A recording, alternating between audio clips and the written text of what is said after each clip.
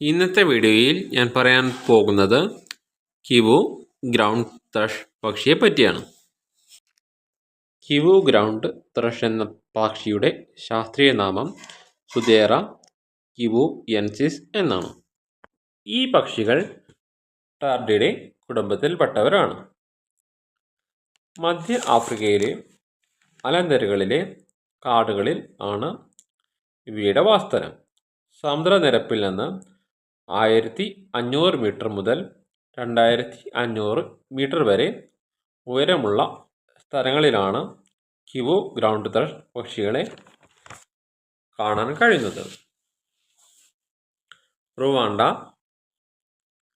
DR, Congo, Uganda, ബറൂന്തി എന്നിവിടങ്ങളിലും ഈ പക്ഷികളെ കാണാൻ കഴിയുന്നു. ഏകദേശം 22 സെൻറ്റിമീറ്റർ മുതൽ 24 സെൻറ്റിമീറ്റർ വരെ നീളമുണ്ടായിരിക്കും ഈ പക്ഷികൾക്ക്. തവിട്ട് നിറത്തിലുള്ള പുറം, നെഞ്ചിലും വയറ്റിലും കറുത്ത പുള്ളികളുള്ള അല്പം വെളുത്ത ഷേഡോട് കൂടിയതുമായ നിറമാണ് ഈ പക്ഷികളുടെ ശരീരത്തിനുള്ളത്. മണ്ണിൽ സഞ്ചരിക്കാൻ അനുയോജ്യമായ വിധത്തിലുള്ള നീളം കൂടിയ കാലുകളാണ് കിവു ഗ്രൗണ്ട് ത്രഷ് പക്ഷികൾക്കുള്ളത്.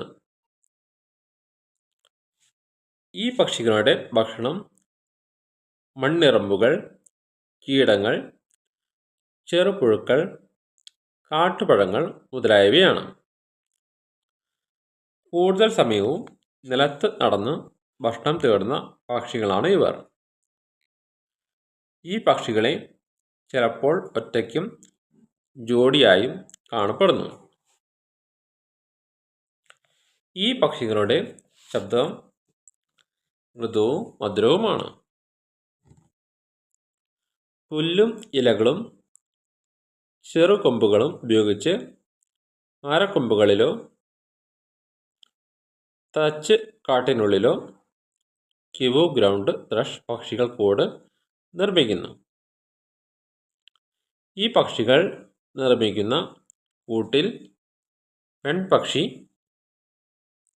2-3 മുട്ടകൾ ഇടുന്നു. 12-14 ദിവസത്തിനകം മുട്ട വിരിയുന്നു.